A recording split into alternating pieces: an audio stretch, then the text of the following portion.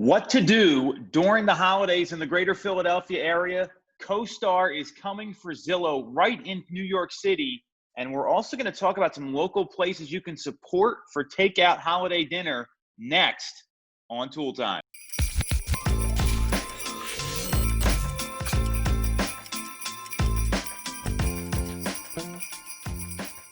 I'm Tom Toole. She's Sarah Tymon, and we are back with another holiday edition, very festive of Toole Time. And what we're going to start with is, I don't know about you, Sarah, but I've seen that a lot of people, they're like, what do I do during the holidays? All the fun stuff I would normally do, I can't anymore because of the pandemic. So we came up with a list of a couple things that are festive, safe, socially distant. So why don't you break down what to do in the city? I'll talk a little bit about the suburbs, and we can try to support some local businesses here. Sure. So if you're somebody that likes to go to the Ballet and see the Nutcracker or see some of these other different holiday ballets that are out there, and you're pretty bummed about missing it this year, there are a couple of different places that are putting on virtual shows. So the Pennsylvania Ballet is presenting the Nutcracker. It's streaming December 16th through the 25th. You can either do kind of an unlimited package to view it as often as you'd like. That's $50, or for $25, you can do a one-time viewing on Christmas Eve.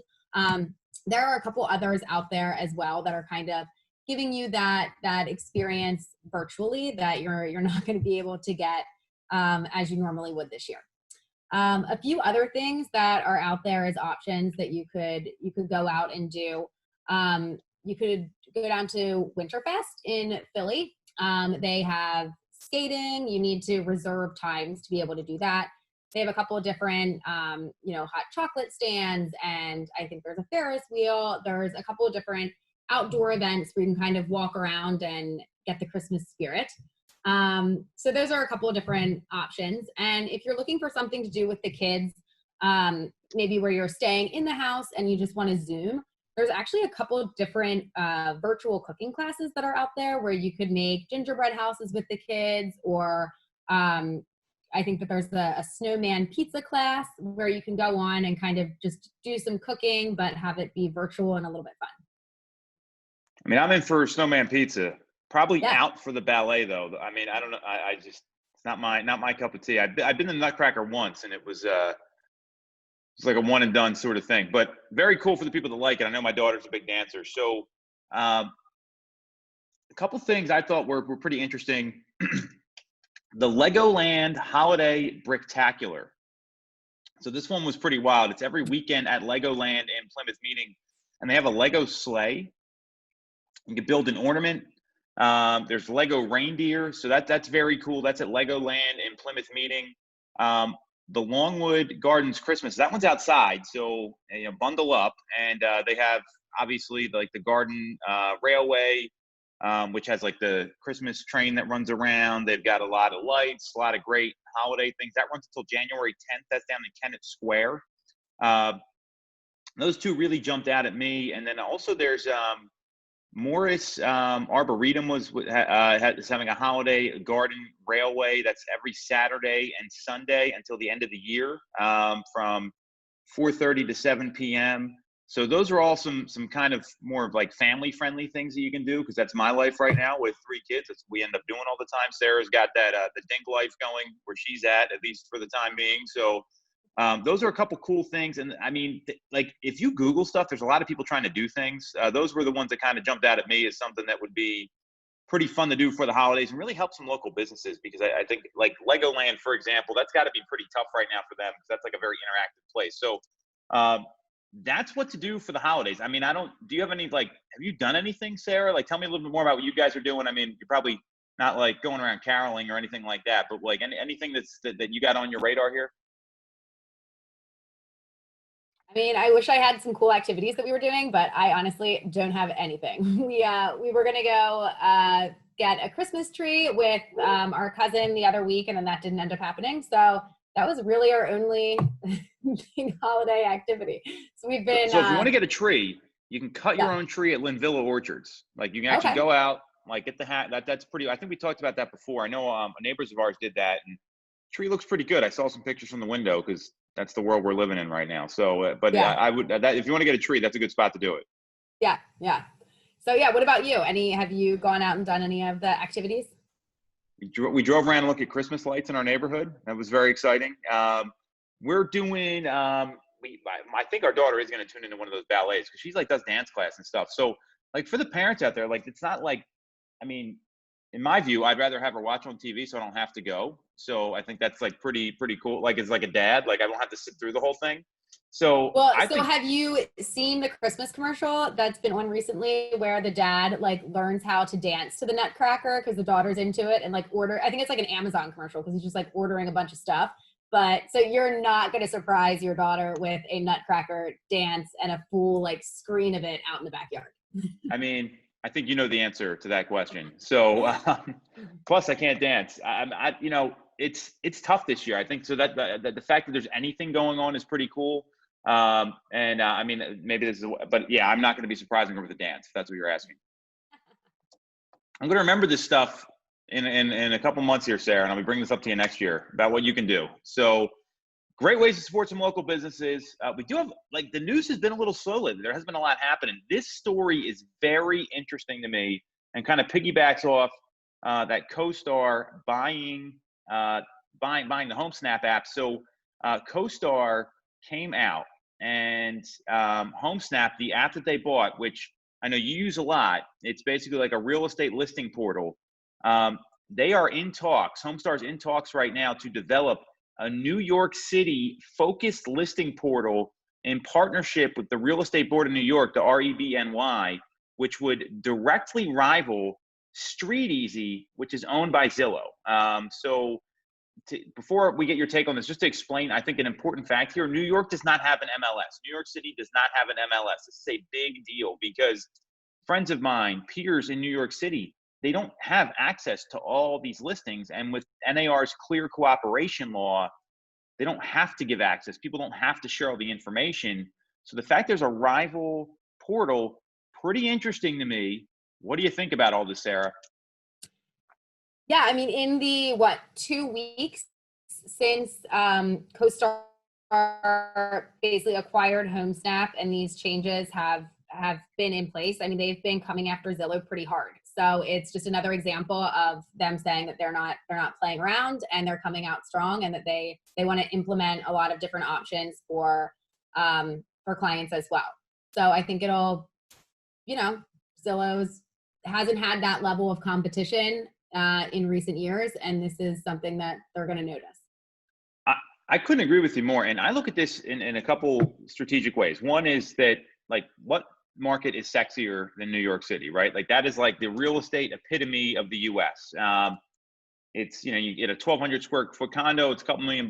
Like it's big as my office we're sitting here. It's like 700,000-800,000, right? So they're going right for the jugular is my view. And secondly, what I see here is that, CoStar has come out and said they've gone to Zillow's offices and they have a fundamental problem with their business model because they think, and this is what HomeSnap does, and you use the app, so I'd love you a lot more than I do. So I'd like some, certainly share that with everyone.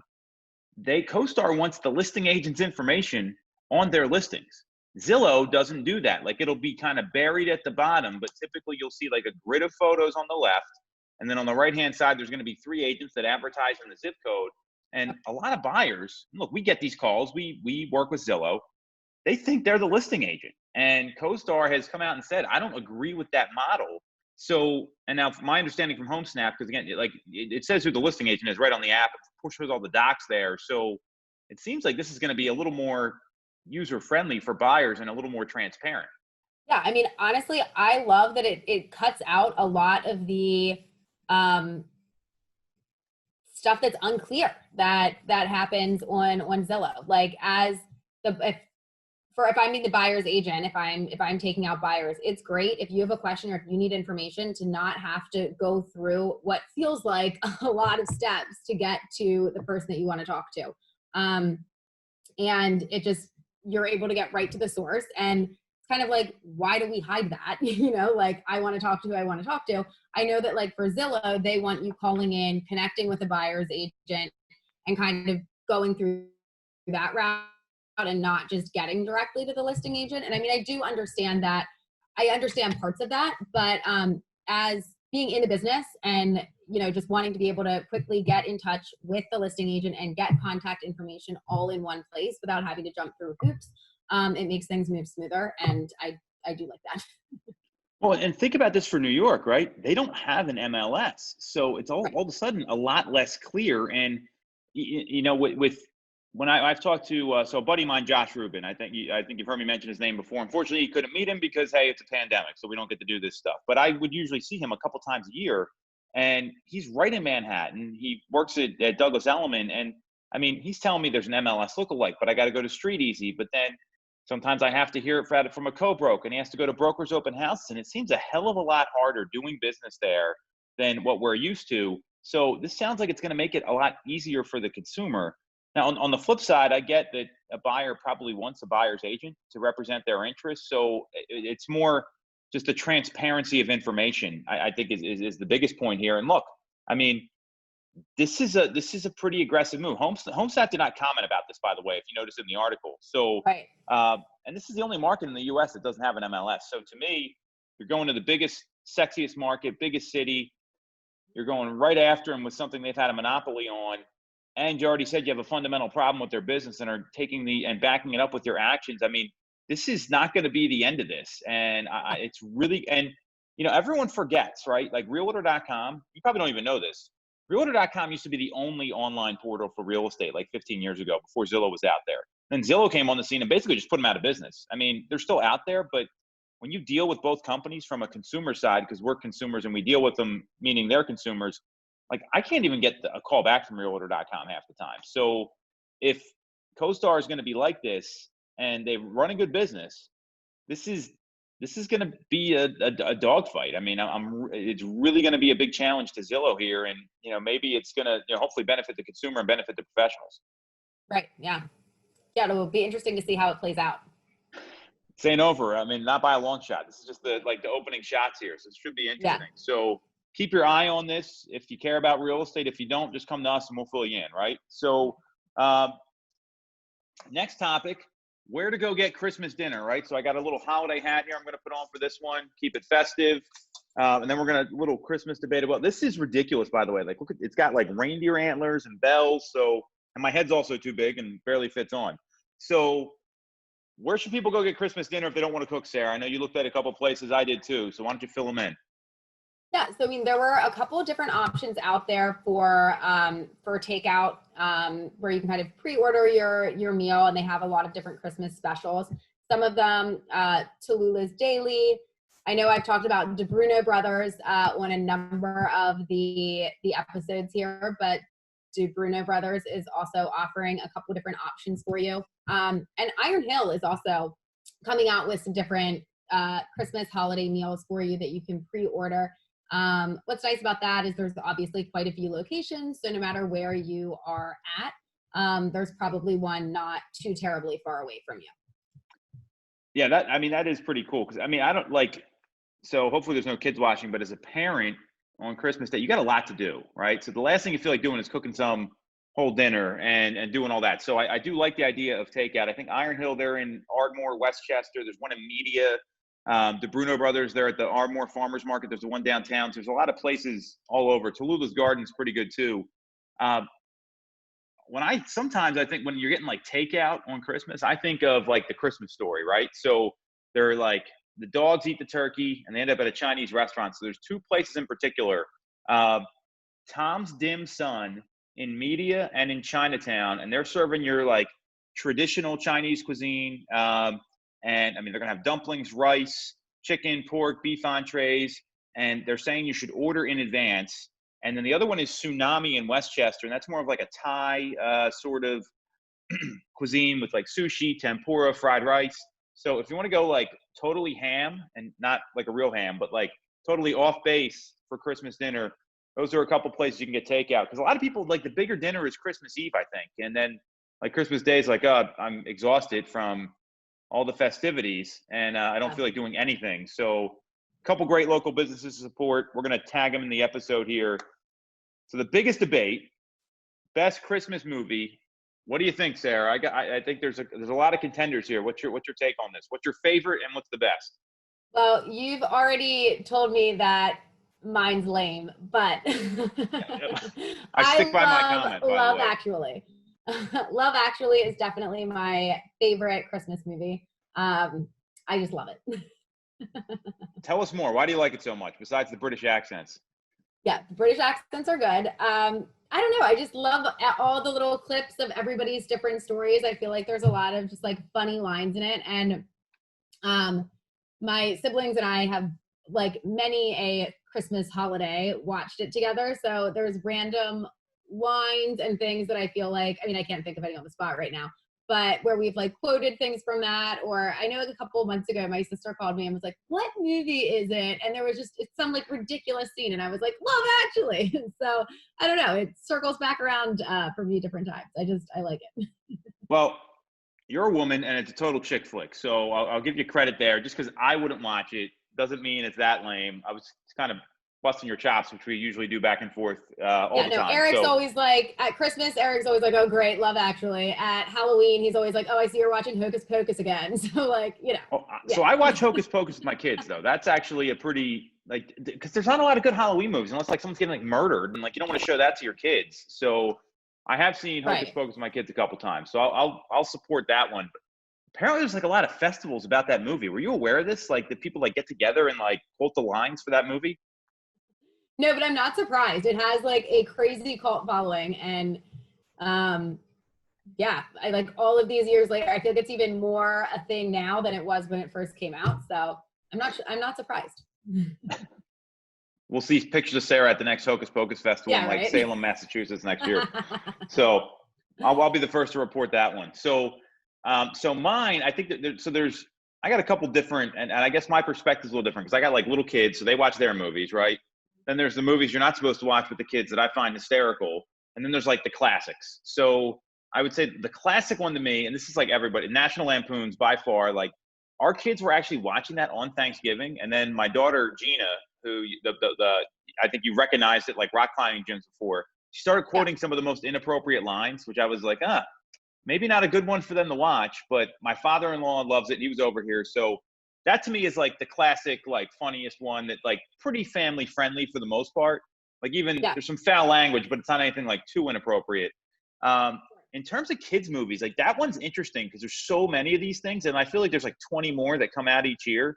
So our kids really like the new Grinch that came out, which I think is better than the Jim Carrey one. I like the Jim Carrey one. I haven't seen the new one though. Well, so the Jim Carrey one's like very weird. Like when you look at, I mean, like I don't know. I have a different perspective now.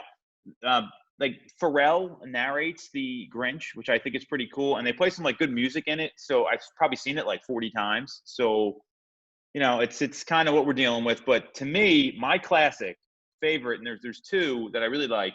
The Night Before with Seth Rogen, hysterical. Have you seen this? So I have not seen the whole thing. So I've got to do that. We're going to have a pop quiz on this next week. Okay. And to me, the best one, and this is like the most hated Christmas movie ever, but it is easily my favorite, is Bad Santa with Billy Bob Thornton. Like it is so funny. Bad, but it is I went and saw that in the movies. I was such a big, like when I think I was 21 or 22. When did it come out here? That to me is easily the best one. And it'll come on, and it came out in 2003. And there was a sequel 4 years ago, which I haven't seen, which I have nothing to do this season, so I'm going to watch it. And they have the same kid in it, by the way. And he's like, oh, really? So I'm going to have to check that one out. But Bad Santa by Billy Bob Thornton, ridiculous. Like it's so out, but it's like one of those like cult classic movies, and probably 90% of the population hates it. But that is my go-to. My cousin likes it. We quote it all the time. So that's the Tom Toole version of Love Actually, Sarah.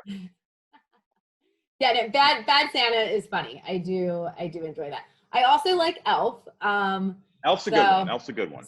The classic. Yeah, what at 17 years old we figured out last week. So I know, which seems insane, but apparently that is what it is. So I mean, we're both getting older here. I mean, I don't know what else to say. It's you know, we can be elves at heart, right? So yeah, for sure. I think we just gave like all these movie reviews. Great episode, very festive. We'll catch you guys next week. Watch some of these movies because you got nothing else to do. And more importantly, support some of these local businesses. We'll catch you soon.